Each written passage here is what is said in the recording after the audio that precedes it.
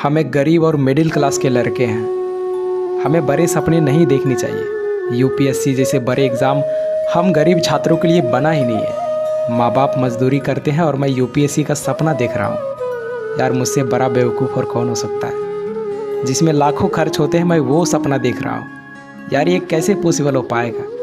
नहीं हो सकता यार। दोस्त, अगर आपको भी ऐसा लगता है कि एक गरीब परिवार के लड़के कुछ कर नहीं सकते, तो इस वीडियो को अंत तक ज़रूर देखना। मैं गारंटी के साथ कहता हूँ कि आप भी अपने माँ बाप के सपने को पूरा करने के लिए तरफ उठोगे। तो चलो इस वीडियो को शुरू करते हैं। दोस्त, सफ़ीन नाम का एक लड़का गुजरात के सूरत में अपने पेरेंट्स के साथ रहते थे। इनके माता पिता डायमंड यूनिट में काम करके अपने परिवार का गुजारा करते थे, लेकिन किसी कारण से उनकी माता पिता दोनों की नौकरी चली जाती है। दोस्त, नौकरी जाने के बाद एक हंसता खेलता परिवार पैसों की कमी से जूझने लगा, मानो दुखों का पहाड़ टूट गया हो।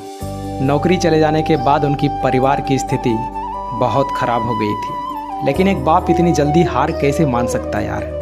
अपने परिवार की स्थिति सुधारने के लिए, अपने बेटे की स्कूल की फ़ीस जमा करने के लिए इनके पिताजी घर घर जाकर इलेक्ट्रीशियन का काम करने लगे। और इनकी माँ दूसरों के घरों में रोटियां बनाया करती थी और कभी कभी शादी के फंक्शन में जाकर भी रोटियां बनाया करती थी। लेकिन क्या आपको लगता है कि इतने में घर का खर्च और पढ़ाई का खर्च निकल पाएगा? नहीं दोस्त। जिस प्रकार से हम अपना सिलेबस को कंप्लीट करने के लिए एक्स्ट्रा टाइम देते हैं, उसी प्रकार से घर के खर्चे को चलाने के लिए इनके माँ बाप भी एक्स्ट्रा काम करने लगे।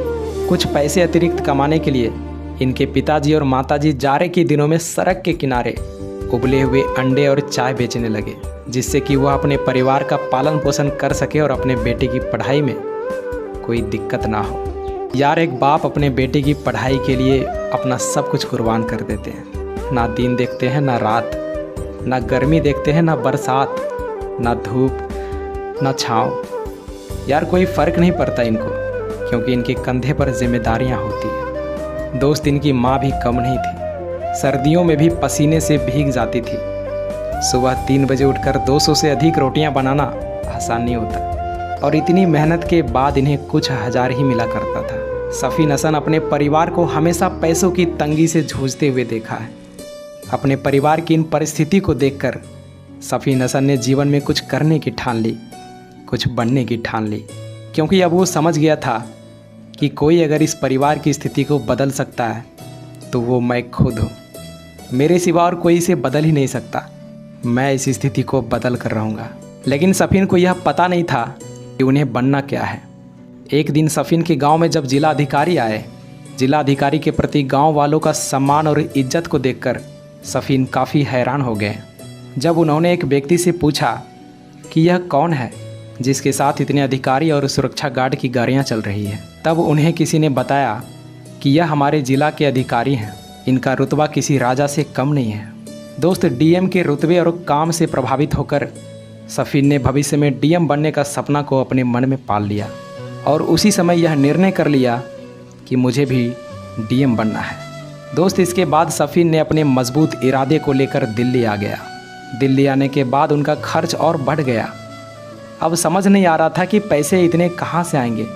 इतना कोचिंग का फ़ी, इतना रूम रेंट कहाँ से आएगा। पूरी तरीके से मायूस होकर बैठे थे।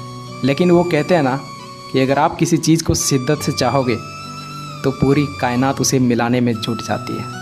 सफ़ीन के संघर्ष को देखकर एक गुजराती परिवार ने उनका 2 साल तक कोचिंग का खर्च और रहने पीने खाने सब का खर्च उठा लिया। सैल्यूट है ऐसे परिवार को जिसने विकट परिस्थिति में इनका साथ दिया।